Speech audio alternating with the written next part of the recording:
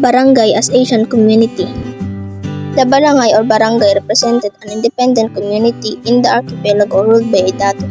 There were, however, instances where a dato of a certain barangay was aided by a council of elders in running the affairs of the barangay, similar to private councils of European monarchs. In early Philippine history, barangay is the term historically used by scholars to describe the complex socio-political units which were the dominant organizational pattern among the various peoples of the Philippine archipelago in the period immediately before the arrival of European colonizer. How large was the barangay during the Asian period? Historically, the first barangays started as relatively small communities of around 30 to 100 families, with a population that varies from 100 to 500 persons. When the Spaniards came, they found communities with only 20 to 30 people, as well as large and prestigious principals, who ruled the barangay in ancient times.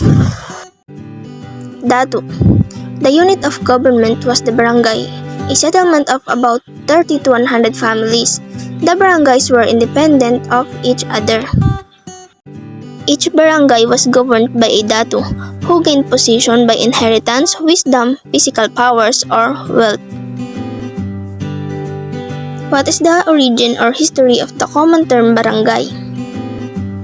When the first Spaniards arrived in the Philippines in the 16th century, they found well-organized independent villages called barangays. The name barangay originated from balangay, a Malay word meaning sailboat. The first barangays started as relatively small communities of around.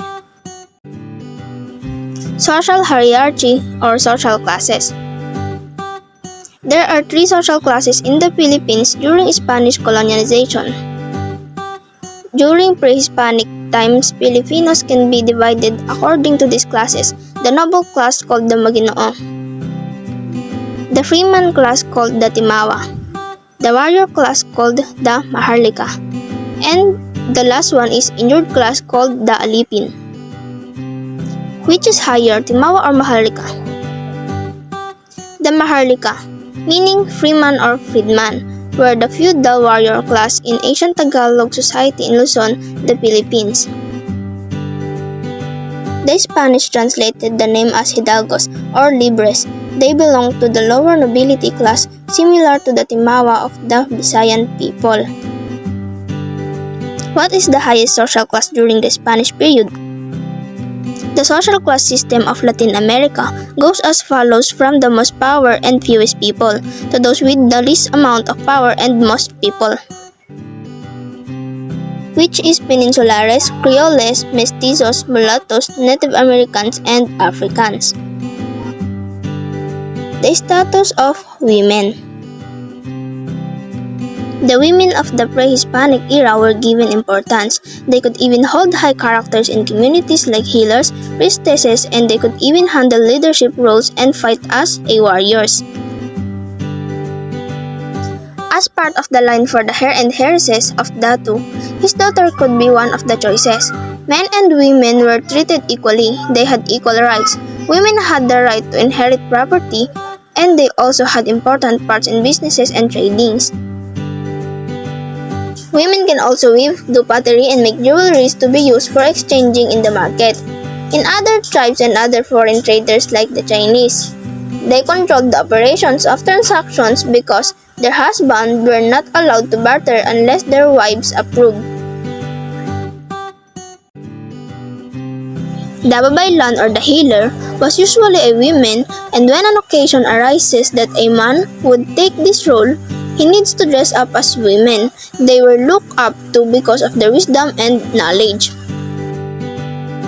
When problems in communities arise and there are no other means to fix it, the babaylan is the one to be called.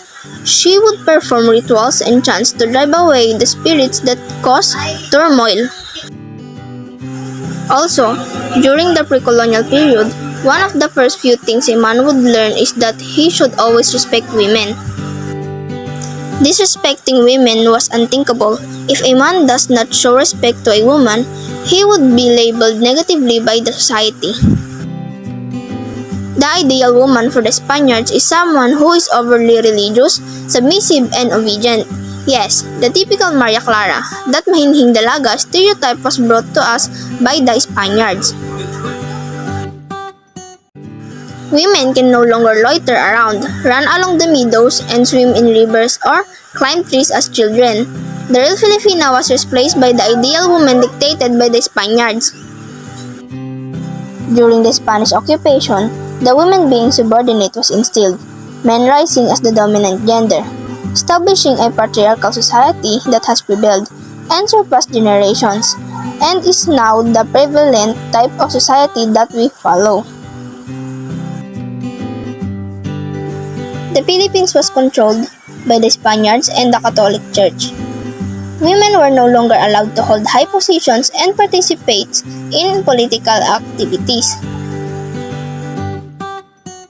Gabriela Silang and Gregoria de Jesus were some of the prominent Filipina icons of the revolution. That's all, thank you.